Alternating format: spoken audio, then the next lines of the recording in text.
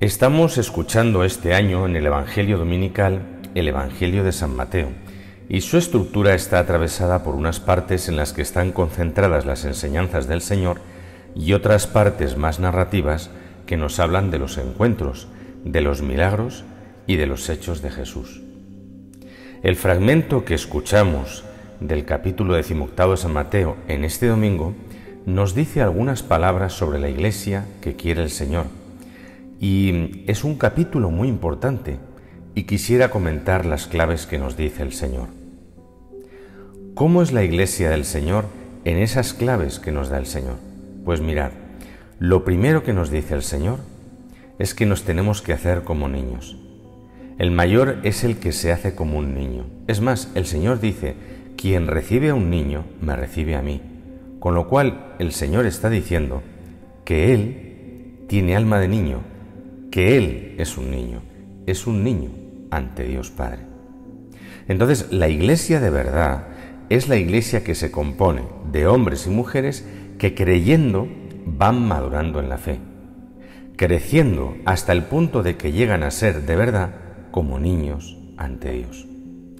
Y niños quiere decir tener confianza total en la presencia y en la acción de Dios en nuestras vidas.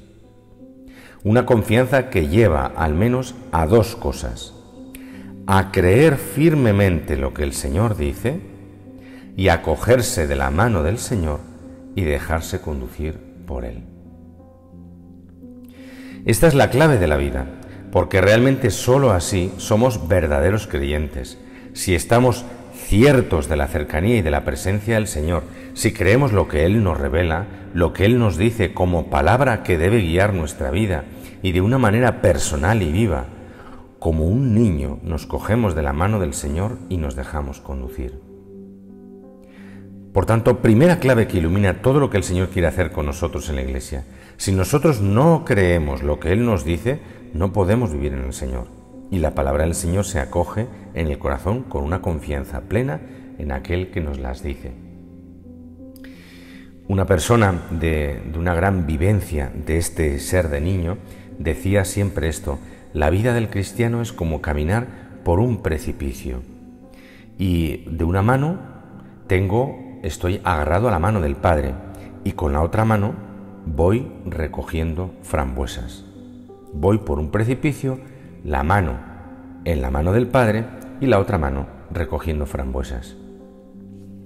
Segunda clave que nos dice el Evangelio. En la Iglesia, cuando creemos de verdad en el Señor, somos conscientes de que el gran mal, el peor y verdadero mal es el pecado.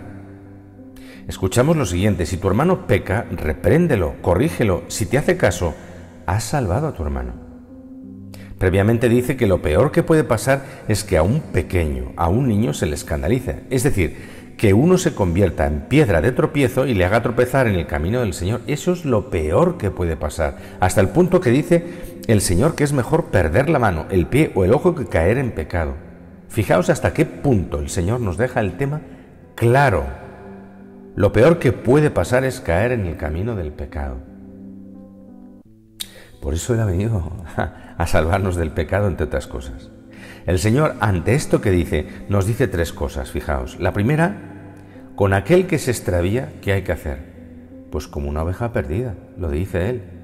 Y entonces todo el deseo es que esa persona que se desvía, que está fuera, pueda volver a la Iglesia, vuelva a la familia de Dios. De aquí que hay que tener el deseo, la convicción, la manera de vivir y la actitud del corazón de buscar a aquellos que se han alejado. Segunda cosa que nos dice el Señor: somos responsables y solidarios de la salvación de nuestros hermanos. Tenemos que buscar a quien no sigue el camino del Señor, hablar con él y corregirle y advertirle. Y habla el Señor de una gradación, fijaos. Primero tú a solas, segundo con 2 o 3. Y si no es así, pues decírselo a la comunidad para ver si recapacita y cambia. Y si no, sea como un publicano o un gentil. Es decir, ora por él y confía en que pueda salvarse, porque nunca en el Señor hay que perder la esperanza de que aquel pueda volver al camino del Señor. Tercera cosa que nos dice: frente al pecado hay que buscar a quien se ha ido, hay que corregir al que dentro de la comunidad peca y se desvía. Y por último, el perdón. La luz sobre el pecado es el perdón de Dios. Le pregunta Pedro al Señor: Señor, si mi hermano peca, ¿cuántas veces tengo que perdonarle? ¿Hasta 7 veces? Y el Señor le dice: no te digo hasta 7 veces, sino hasta 70 veces 7, Pedro. Es decir, siempre. La disposición del perdón, siempre. De manera que como Dios nos perdona, tenemos que vivir con esa disposición de perdón. Un perdón que no es fácil a veces. Lo sabemos bien. Cuando hemos experimentado la ofensa, el dolor, sabemos que no es fácil perdonar, pero de la misma manera que el Señor nos perdona, encontramos luz, fuerza y gracia para perdonar siempre de corazón. Y por último, ¿qué nos dice el Señor sobre la Iglesia?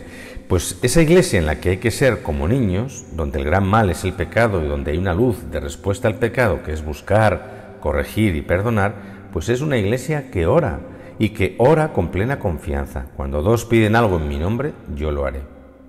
Por lo tanto, y esta es la tercera gran clave de hoy, la Iglesia del Señor es una Iglesia que reza, que habla a Dios, que se dirige a Dios, y es una Iglesia humilde, que sabe que necesita y con toda confianza pide y suplica, donde experimenta no solo el poder de la oración personal, sino también el poder de la oración en comunión, oración personal y oración en comunión, en familia, oración entre amigos, oración en la parroquia, ambas cosas, grupos de oración. Y todo esto para algo fundamental, que es lo siguiente: ¿cuál es la Iglesia del Señor? La Iglesia del Señor es aquella en la que Él está presente en medio de los que creen. Donde 2 o 3 están reunidos en mi nombre, allí estoy yo en medio de ellos.